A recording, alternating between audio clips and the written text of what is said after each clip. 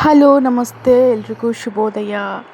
ಬೆಳಗ್ಗೆ ಎದ್ದು ತುಂಬ ತಲೆನೋಸ್ತಾ ಇತ್ತು. ನಾನು ಕೆಲ್ಸಕ್ಕೆ ಹೋಗಿಲ್ಲ, ಮನೆಯಲ್ಲೇ ಪನ್ನೀರ್ ಬಿರಿಯಾನಿ ಮಾಡಿಕೊಂಡು ಅದನ್ನೇ ನಾಷ್ಟ ಅಂತ ತಿಂದ್ಕೊಂಡು, ಯಾಕೋ ಗೊತ್ತಿಲ್ಲ ತುಂಬ ದಿವಸದಿಂದ ತಲೆನೋವು ಮತ್ತು ಕಣ್ಣು ಕಾಣಿಸ್ಕೊಳ್ತಾ ಇತ್ತು. ಹಾಗಾಗಿ ಅಮ್ಮ ಜೊತೆ ಹಾಸ್ಪಿಟ್ಲಿಗೆ ಹೋಗಿ ನೋಡಿದಾಗ ಗೊತ್ತಾಯಿತು ನನಗೆ ಕನ್ನಡಕ ಬಂದಿತ್ತು ಅಂತ.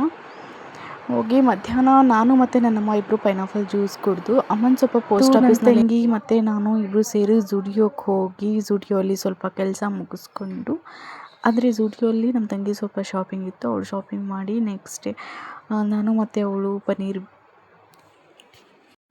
ಹೊರಗಡೆ ಸ್ವಲ್ಪ ಗೋಬಿ ಮಂಚೂರಿ ಎಲ್ಲ ತಿಂದು ಮನೆಗೆ ಬಂದ್ವಿ. ಆ್ಯಕ್ಚುಲಿ ಅದೇ ದಿನ ಸಂಜೆ ತೇರಿತ್ತು, ಅಪ್ಪ ತೇರಿತ್ತು. ಹಾಗಾಗಿ ಶರಣಬಸವೇಶ್ವರ ರಥೋತ್ಸವ ಇತ್ತು. ನಾನು ಮತ್ತು ಇವಳಿಗೆ ಮನೆ ಬಿಟ್ಟು ನಾನು ಮತ್ತು ಅಮ್ಮ ಇಬ್ಬರು ತೇರಿಗೆ ಹೋದ್ವಿ. ತೇರಿಗೆ ಹೋಗಿ ಸ್ವಲ್ಪ ಎಲ್ಲ ದರ್ಶನ ಮುಗಿಸ್ಕೊಂಡು, ತುಂಬ ರಶ್ ಇತ್ತು. ಆದರೆ ನಾವು ಹೋಗಿದ್ದು ರಾತ್ರಿ 10 ಗಂಟೆಗೆ, ಹಾಗಾಗಿ ಸ್ವಲ್ಪ ರಶ್ ಕಡಿಮೆ ಆಗಿತ್ತು. ಹೋಗಿ ತೇರಿನ ದರ್ಶನ ಎಲ್ಲ ಪಡ್ಕೊಂಡು ನೆಕ್ಸ್ಟ್ ನಾನು ಇದೇ ಫಸ್ಟ್ ಟೈಮ್ ಉತ್ತತ್ತಿ ಎಲ್ಲ ದೇವ್ರಿಗೆ ಅರ್ಪಿಸಿದ್ದು. ನನಗೆ ಬಂದಿಲ್ಲ ಅಂತ ಪಾಪಲ್ಲೊಬ್ಬ ಅಣ್ಣ ನನಗೆ ಹೆಲ್ಪ್ ಮಾಡಿಕೊಟ್ರು.